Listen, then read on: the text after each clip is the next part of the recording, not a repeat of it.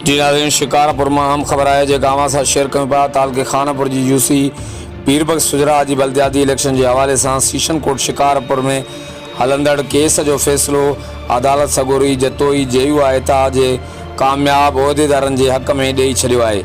मिले ॼाण मूजिब गुज़िरियल बल्दियाती इलेक्शन में तालुके खानपुर जी यूसी पीरबख्श सुजरा में जतोई जेयू एता जे उहदेदारनि पीपी के उहदेदारनि के शिकस्त ॾेई मौलवी नूर मंदपौर चेयरमैन और मोहम्मद इब्राहिम जाफरी वाइस चेयरमैन चूंडी आया हुआ।